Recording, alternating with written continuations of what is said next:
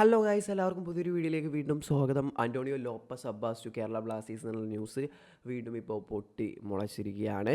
അപ്പോൾ നേരത്തെ Habas to Kerala Blasters എന്നുള്ള ന്യൂസ് ഒന്നാണ്, പിന്നെ അത് അവസാനം വരില്ല എന്ന രീതിയിലേക്ക് പോയതാണ്.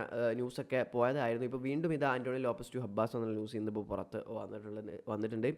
അപ്പോൾ ഇതിപ്പോൾ നിലവിൽ റിപ്പോർട്ട് ചെയ്യുന്നത് സുഭജിത്ത് മജൂന്ദർ എന്ന് പറഞ്ഞുള്ള ഒരു പുള്ളിയാണ്. അപ്പോൾ ജേർണലിസ്റ്റാണ്, ഏതൊരു ആനന്ദ ബസാർ പാത്രിക എന്ന് പറഞ്ഞുള്ളൊരു ഇതിൻ്റെ റിപ്പോർട്ടറാണ് പുള്ളി. അപ്പോൾ ഇത് ആദ്യം ട്വീറ്റ് ചെയ്തിട്ടുണ്ടായിരുന്നു God's own country is calling Antonio Lopez Habas എന്നുള്ള ട്വീറ്റ്. അപ്പോൾ ഇതിനോട് തുടർന്നാണ് വീണ്ടും ലോപ്പസ് അബ്ബാസ് വീണ്ടും കേരള ബ്ലാസ്റ്റേഴ്സിലേക്ക് വരുന്നതെന്നുള്ള ന്യൂസ് ഇപ്പോൾ പുറത്തു വന്നുള്ളത്. പുള്ളിയുടെ മാധ്യമത്തിലും ഇത് റിപ്പോർട്ട് ചെയ്തിട്ടുണ്ട്. അപ്പോൾ എല്ലാവർക്കും അറിയാം, ഒരു 67 വയസ്സുകാരനായ ഒരു എക്സ്പീരിയൻസ്ഡ് പരിശീലകനാണ് അബ്ബാസ്. ISL 2 തവണ കിരീടം, അതുപോലെ ഷീൽഡൊക്കെ നേടിയിട്ടുള്ള പരിശീലകനാണ്. നിലവിൽ ഇൻ്റർകാശിയിലാണ് ഐ ലീഗിൽ.